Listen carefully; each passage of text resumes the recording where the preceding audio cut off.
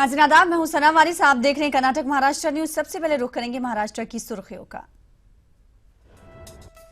आज मुंबई की मकोका अदालत में मालेगांव 2006 बम धमाका मामले की सुनवाई हुई मुलतवी। अगले हफ्ते अदालत सुना सकती है डिस्चार्ज एप्लीकेशन पर फैसला।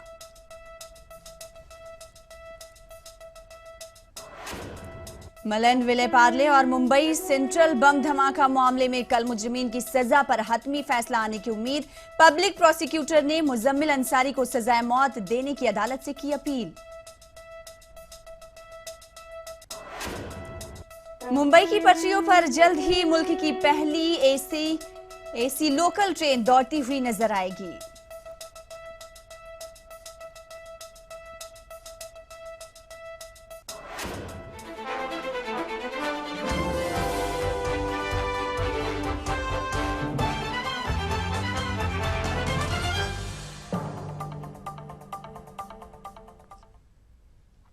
खबरों की तफसील। आज मुंबई की मकोका अदालत में मालेगांव 2006 बम धमाका मामले की सुनवाई मुलतवी हो गई। सेशन कोर्ट में मालेगांव 2006 बम धमाका मामले के मुस्लिम मुलजमीन की डिस्चार्ज एप्लीकेशन पर समाअत हो रही है।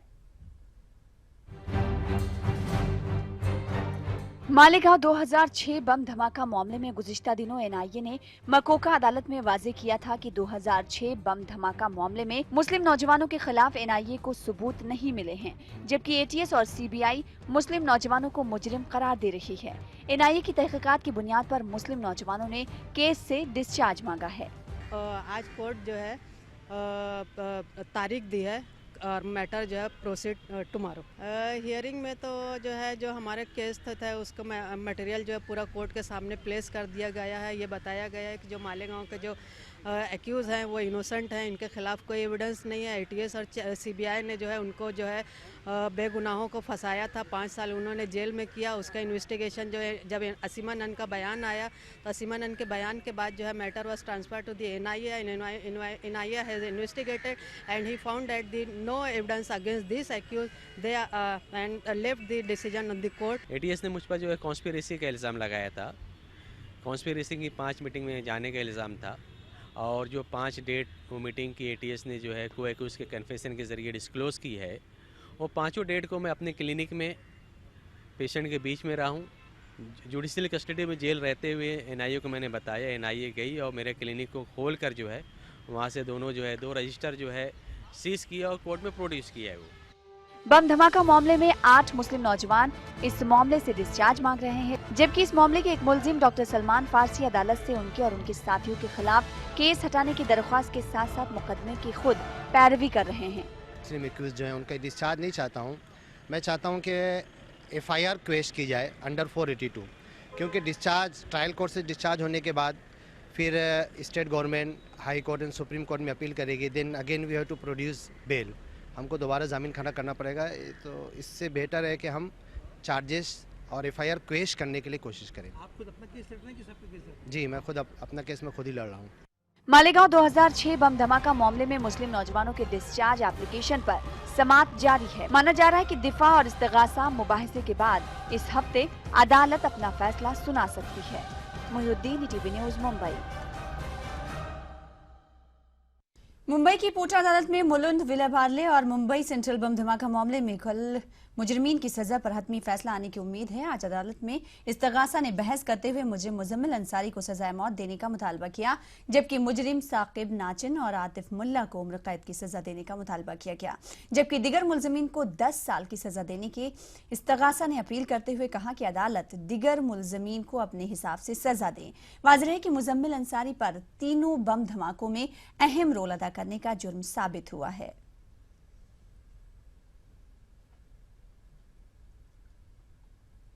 दाइश में शमूलियत इख्तियार करने के मामले में गिरफ्तार अरीब मजीद को बॉम्बे हाई कोर्ट ने जमानत देने से इनकार कर दिया है। वाज़ेह है कि 8 माह कबल अरीब की दरख्वास्त जमानत एनआईए अदालत के जरिए मुस्तरद की गई थी। अरीब मजीद ने दोबारा जमानत की दरख्वास्त भी दी थी। कल्याण के रहने वाले तालीम याफ्ता नौजवान पर शाम जाकर दाइश में शमूलियत इख्तियार करने और मुल्क मुखालिफ सरगर्मियों में मुलविस रहने का इल्जाम है। बॉम्बे हाई कोर्ट की डबल बेंच ने इस मामले पर सुनवाई करते हुए जमानत की अर्जी को मुस्तरद कर दिया है।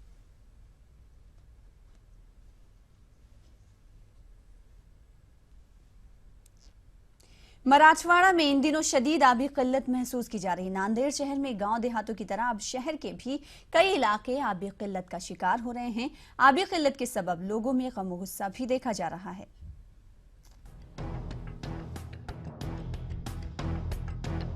नांदेड़ शहर के लक्ष्मी नगर में आवाम पीने के पानी से महरूम है। मुकामी लोग पीने के पानी के लिए दर दर भटकने पर मजबूर है। म्यूनिसिपल इंतजामिया की जानिब से 4 से 5 दिन में पीने का पानी फराहम किया जा रहा है, लेकिन लोगों का कहना है कि कॉरपोरेशन की जानिब से फराहम करदा पानी गंदा और बदबूदार होता है, जिसको पीने से बीमारियां दस्तक देने लगती हैं। ऐसे में लोग पानी के टैंकरों या गली के बोरवेल पर मुनहसिर हो गए हैं। इस पानी को लाने के लिए नौजवान लड़कियों को भी घरों से बाहर निकलना पड़ रहा है। गली ये लक्ष्मी नगर है, इतना पानी आ रहा है कि बेंदार के सका हमारे पीने को तनक्की हो रही, पानी नहीं ना, और हमारे नल को भी पानी नहीं है। और किताब बोला 3 वक्त 10 वक्त होगा बोलना तुम्हारा ये कैसा क्या है। हमारा कुछ है, गरीबों का सेवा है कि नहीं, कुछ पानी के आसे पैसे लेने को तो वसूल कर रहे, पैसे दो महीने के पैसे दो, बोले नल के आसे, नल को तो खतरा पर पानी आया तो बेंदार आ रहा, कैसा करना हमने बोलो। पानी की परेशानी 5 दिन के बाद ही पानी हमको नहीं मिल रहा। दुनिया का गलीस पानी आ रहा, दुनिया के पानी के तो परेशान फिरे कहाँ जा रहे बच्चियाँ गोशे के औरतें, हम पानी खतरा नहीं, 5 दिन को पानी नहीं मिल रहा बराबर। कितनी तकलीफ हो रही हमको पानी की हो। पानी का इंतजाम करना कि नहीं, ऐसा तरह की खरीदा का कहाँ से ला रहे, बोरा का पानी सूखा पूरा। शहरी मुकामात के अलावा देही मुकामात में भी हालात मजीद संगीन हो गए हैं। नांदेड़ में आबी किल्लत पर काबू पाने के लिए एवत महल जिले के ईसापुर डैम से पानी हासिल किया जा रहा है, लेकिन आज भी कई देहातों में पानी नहीं पहुंचने से लोगों में बेचैनी बढ़ती जा रही है। ऐसे ही हालात नांदेड़ से चंद किलोमीटर के दूर पर वाक़े उमरी में पैदा हो गए हैं। ते पाणी बाबळी बंधार आपलं बळेगाव बंधाऱ्यापर्यंत न पोहोचता पुढची 4-5 गावं तसेच वंचित राहिलेले आहेत। 12 गावं, एक म्हणजे उमरी तालुक्यातली 5-6 गावं आणि नायगाव तालुक्यातली 5-6 गावं, असे 12 गावाला अजिबात पाणी मिळालेलं नाही। आणि दुसऱ्या भागाला प्रशासन 2-2, 3-3 वेळेस पाणी देऊ लागलंय। मागच्या अर्धापूर भागामध्ये आता आज सुद्धा पाणी चालू आहे, पहिलं पाणी दिले असताना सुद्धा परत नांदेड शहरासाठी म्हणून परत आणखी दुसऱ्यांदा पाणी त्या ठिकाणी देण्याची व्यवस्था होते। आणि ज्या ठिकाणी अजिबात पाणी मिळालेलं नाही या 5 गावासाठी 10-12 गावासाठी, तर त्यांच्यासाठी पाणी द्यावं अशा प्रकारची आमची प्रशासनाला विनंती करायला आलो आम्ही। गर्मा के आगाज में ही पानी के लिए गरीब लोगों को परेशान होना पड़ रहा है, तो आगे आने वाले शदीद गर्म महीनों में इनका क्या होगा, यही फिक्र इन गरीबों को भी खाए जा रही है। वहीं दूसरी तरफ हुकूमत और इंतजामिया की जानिब से पानी की सप्लाई के लिए किए जा रहे दावे खोखले साबित हो रहे हैं। ETV news Nanded. मुंबई वासियों के लिए खुशखबरी है, अब लोकल ट्रेन में उन्हें गर्मी से जल्द ही निजात मिलेगी, क्योंकि उनके सफर को आरामदेह बनाने की तैयारियां मुकम्मल हो चुकी हैं।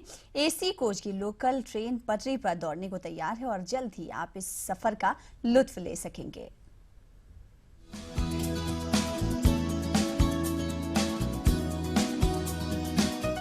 मुंबई की पटरियों पर जल्द ही मुल्क की पहली एसी लोकल ट्रेन दौड़ती हुई नजर आएगी। इसमें कुल 12 डिब्बे होंगे। इस लोकल ट्रेन को चेन्नई के इंटीग्रल कोच फैक्ट्री में तैयार किया गया है और अब ये ट्रेन मुंबई पहुंच चुकी है। मुंबई वासियों को जाहिर सी बात है बेसब्री से इंतजार होगा इसकी सवारी का। ये लोकल पुरानी लोकल से बिल्कुल मुख्तलिफ है।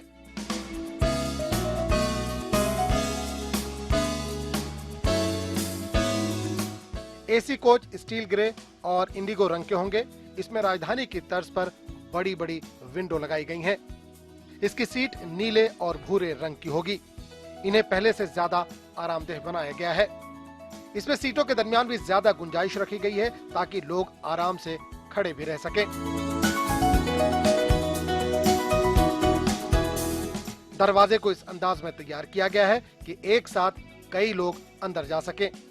इसके सभी 12 डब्बे एक दूसरे से अंदर से जुड़े होंगे। इसके हर कोच में 1.5 टन के 2 एसी लगाए गए हैं।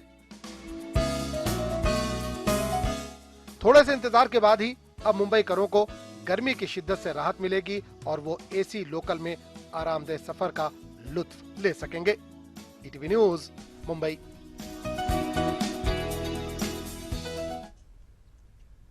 मालेगांव शहर के स्लॉटर हाउस के इलाके में चलाए जाने वाले हड्डियों को उबालने और उसकी चर्बी निकालने के कारखाने और साबुन की फैक्ट्रियां चलाई जा रही हैं। इससे फजाई आलूदगी होने की शिकायत निखिल पवार नामी नौजवान ने महाराष्ट्र के लोक आयुक्त से की थी, जिस पर उसकी शिकायत का मुस्बत असर हुआ है।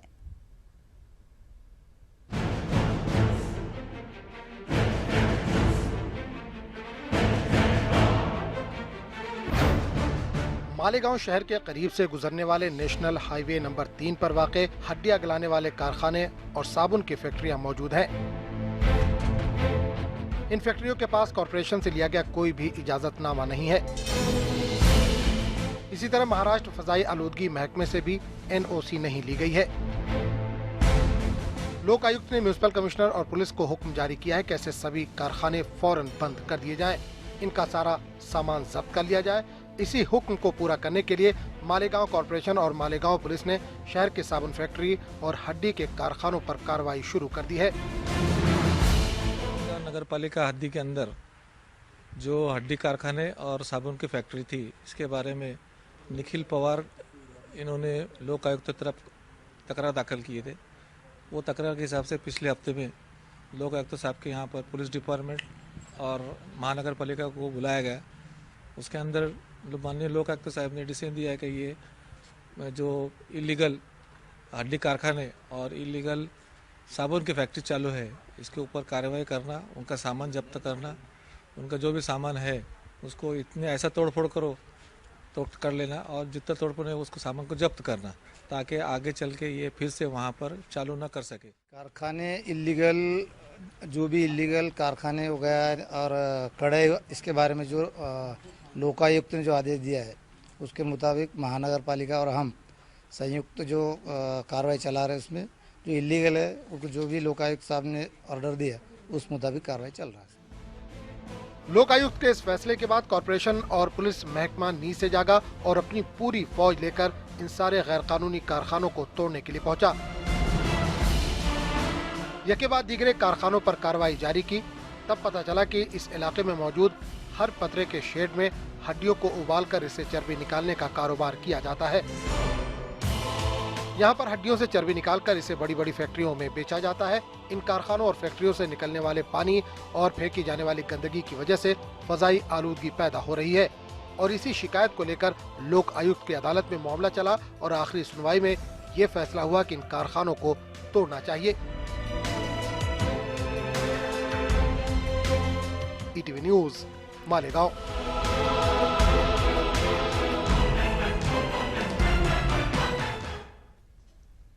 वसई के मानकपुर में नात गोई के मुकाबले का इनेकाद किया गया। इसका इनेकाद मानकपुर मुस्लिम कमेटी और अल अमान ग्रुप के ज़ेर एहतमाम अमल में आया। इस मुकाबले में 100 बच्चों ने हिस्सा लिया, जिनमें फाते 10 बच्चों के नमाज से भी नवाजा गया। नात गोई में बच्चों की दिलचस्पी को देखते हुए कमेटी ने फैसला किया कि अगले साल से इसका इनेकाद और बड़े पैमाने पर किया जाएगा।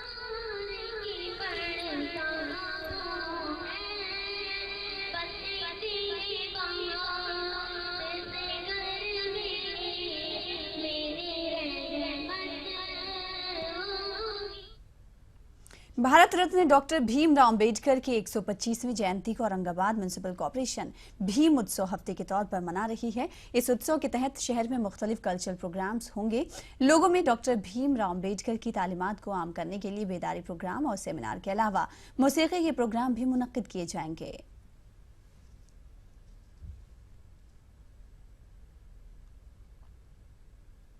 इसी के साथ रुकेंगे छोटे से ब्रेक के लिए। ब्रेक के बाद रुख करेंगे कर्नाटक की खबरों का।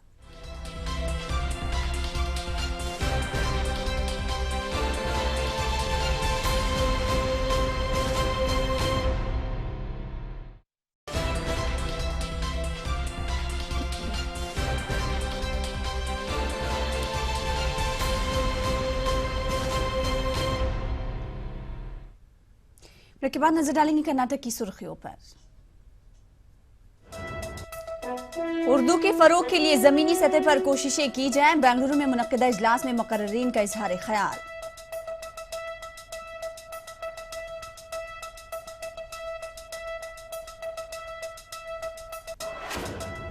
PUC केमिस्ट्री का पर्चा अफशा होने का मामला, मुलजिमीन को मजिस्ट्रेट कोर्ट में किया गया पेश। तीनों मुलजिमीन 13 अप्रैल तक CID तहवील में।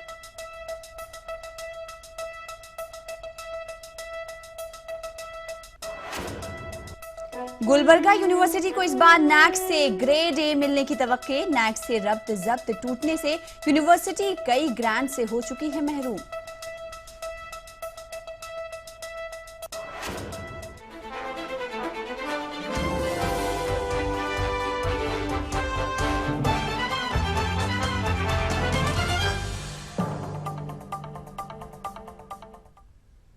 हरीश सांत्वना स्कीम के तहत कर्नाटक में अब तक 387 मामलात में जख्मियों का मुख्तलिफ अस्पतालों में इलाज किया गया है। वजीर सेहत यूटी कादिर ने ये बात बताई।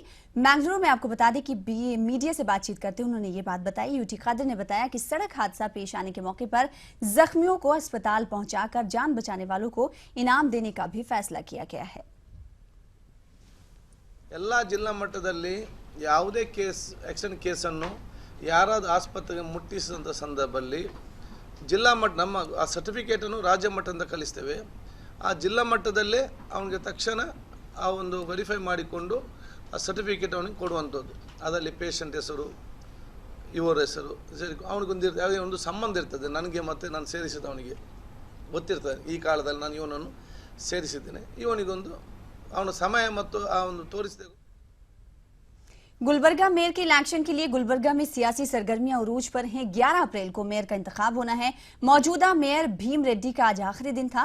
इस बार मेयर का ओहदा जनरल जुमरे के लिए रखा गया है, जबकि डिप्टी मेयर का ओहदा खातून जनरल जुमरे के लिए रखा गया है।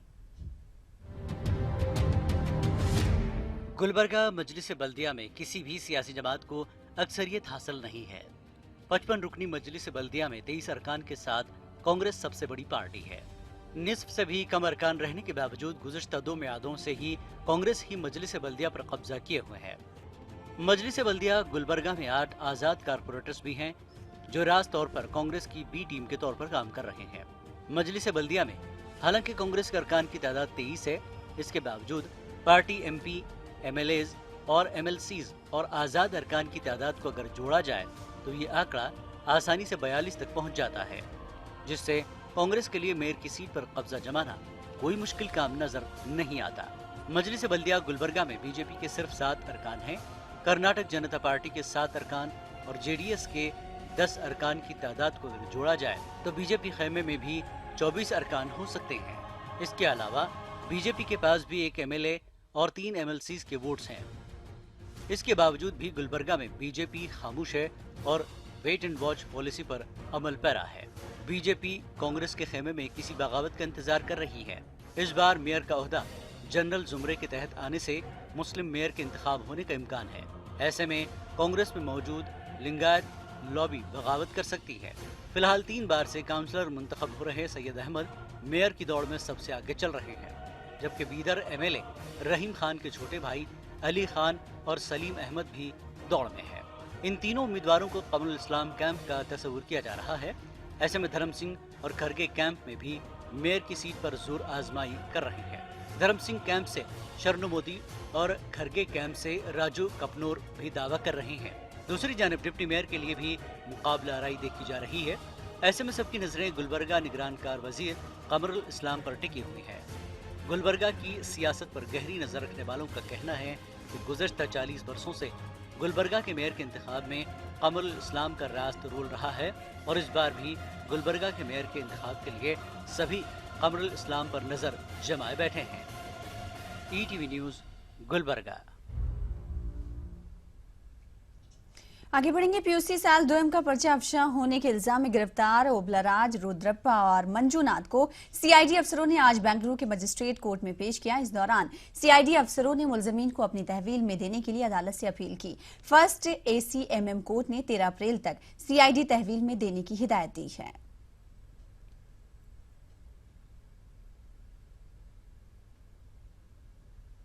तो गुलबर्गा यूनिवर्सिटी के vice chancellor professor SR Niranjan ने इस बार यूनिवर्सिटी को नैक की जानिब से A ग्रेड हासिल होने की उम्मीद जाहिर की है। National assessment and accreditation council की टीम इन दिनों गुलबर्गा यूनिवर्सिटी के दौरे पर है। नैक की टीम जुमेरात तक यूनिवर्सिटी कैंपस में रहेगी और डिपार्टमेंट्स का मुआयना करेगी और तमाम 28 यशवंत राव चौहान और महाराष्ट्र ओपन यूनिवर्सिटी औरंगाबाद के VC की क़यादत में नैक की टीम गुलबर्गा यूनिवर्सिटी के दौरे पर है। गुलबर्गा यूनिवर्सिटी के vice chancellor professor SR. Niranjan के मुताबिक नैक से रब्त जब्त टूटने की वजह से यूनिवर्सिटी के कई ग्रांट से महरूम भी हो चुकी है यूनिवर्सिटी।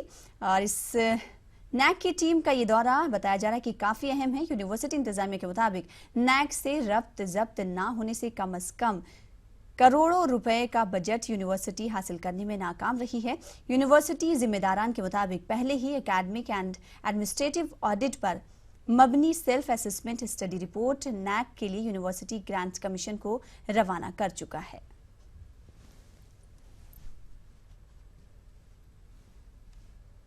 बिलारी के वीरपुर नामी देहात में सिलेंडर धमाका हो जाने की वजह से एक मकान मुकम्मल तौर पर जलकर खाक हो गया।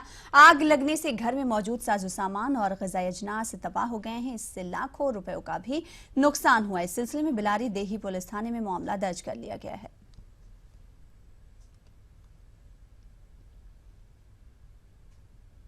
जामिया इस्लामिया भटकल के 9वीं दर्जात के तलबा का आज स्कूल डे जामिया के अहाते में मनाया गया, जिसमें जामिया इस्लामिया भटकल के 9वीं दर्जात के तलबा ने बेहतरीन प्रोग्राम भी पेश किए। तलबा ने इस मौके पर उर्दू बैतबाजी, तकारीर और अरबी मकालमों को बहुत ही दिलचस्प अंदाज में सामीन के सामने पेश किया। इजलास में मुअज़्ज़िज़ीन शहर और हमदर्दान जामिया की बड़ी तादाद मौजूद थी। भटकल के गौसिया मोहल्ला में पीने के पानी के मसाइल को लेकर मकामी अवाम ने आज भटकल मजलिस इस्लाह व तंजीम का घेराव किया और मसाइल को हल ना करने को लेकर सख्त नाराजगी का इजहार किया। वाज़ेह है कि भटकल म्यूनसिपैलिटी की जानिब से ड्रेनेज का पानी नदी में छोड़ने से आसपास के इलाकों की कमोबेश 100 से ज्यादा कुएं मुतासिर हुए हैं, जिससे मकामी लोगों को सख्त परेशानी उठानी पड़ रही है। आज गुस्साई हुई भीड़ ने जब हंगामा किया तो म्यूनसिपैलिटी के जिम्मेदारों ने मसला हल करने की यकीन दहानी कराई है।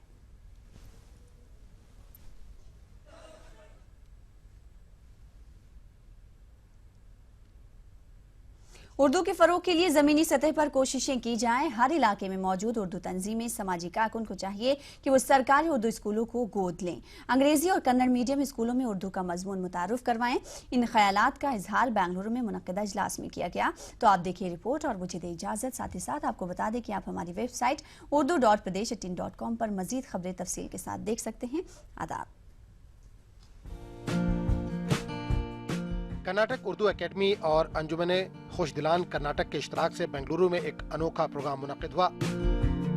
इस प्रोग्राम में जमीनी सतह पर उर्दू के फरोग के लिए खिदमत अंजाम देने वालों को एजाज से नवाजा गया। ये वो अफराद थे जो उर्दू के लिए अपने अपने इलाकों में रजाकाराना तौर पर कोशिशें कर रहे हैं। इनमें कोई उर्दू स्कूलों को गोद लेकर उर्दू का मुहाफिज बना हुआ है, तो कोई उर्दू के लिए बेदारी मुहिम चला रहा है। एजाज पाने वालों में चंद ऐसे भी थे जो कन्नड़ और अंग्रेजी मीडियम स्कूलों में उर्दू को मुतारुफ करवाने की कोशिश कर रहे हैं। उर्दू के लिए जमीनी सतह पर काम करने वालों ने अपने तजुर्बात कुछ यूं पेश किए। हर स्कूल को जाकर उर्दू का एक सब्जेक्ट रखा रहे हैं, गुजारिश मुदब्बना गुजारिश के साथ। कड़ा स्कूल में जो 60% है मुस्लिम बच्चे, वहाँ भी कोशिश कर रहे हैं। इंग्लिश स्कूलों में भी कोशिश कर रहे हैं। अभी तक तकरीबन एक 40 स्कूलों में हो चुकी है। जब हम स्कूल को गोद लिए तो उस वक्त सिर्फ हमारे स्कूल में जो है 70 बच्चे आ रहे थे, ऑन रजिस्टर 110 थे। 3 और 4 साल के वक्फे के अंदर माशाल्लाह हमारे स्कूल के अंदर आज 540 से 600 बच्चे तक आ गए। हमने उर्दू स्कूल को बचाया है। उर्दू थर्ड लैंग्वेज किताबें हैं, पढ़ने वाले कोई भी नहीं। बाद में क्या हुआ, फिर भी लिखा मैं 100 किताबें मुझे दो, मैं इंशाल्लाह ले लेता हूँ। बाद में किताबें छप गई और हमें 4 साल से SLC में थर्ड लैंग्वेज उर्दू पढ़ा रहे हैं बच्चे को। एग्ज़ाम भी दे दी इंग्लिश मीडियम में। तकरीब में उर्दू एकेडमी के चेयरमैन अजीजुल्लाह बेग ने मुतनब्बे किया कि अगर बच्चों का उर्दू से रिश्ता कट गया तो हम अपनी शिनाख्त खो बैठेंगे। अगर उर्दू से रिश्ता कट गया और बुनियादी तालीम अगर मादरी ज़बान में हासिल नहीं की बच्चे ने, तो फिर हमारे पास ना कोई हादी पैदा होगा, कोई शिबली पैदा होगा, ना कोई इकबाल पैदा होगा, और महज हम ज़्यादा से ज़्यादा इंजीनियर, डॉक्टर्स पैदा करेंगे जो गैर ममालिक में जाकर रोज़ी कमाएंगे, अपने कल्चर से, अपनी तहजीब से, अपनी सकाफत से पूरी तरह कट जाएंगे। उर्दू बहैसियत सानवी ज़बान इस अहम मौजू पर मुनक़िदा इजलास और सेमिनार में मुख्तलिफ ज़ावियों से उर्दू के फ़रोग के लिए गौर ख़ौस किया गया। इस बात पर भी जोर दिया गया कि मुकामी लोग उर्दू तालीम की तरक्की का बीड़ा उठाएं ताकि उर्दू ज़बान को हकीकी मानों में फ़रोग मिल सके। ETV news, Bengaluru.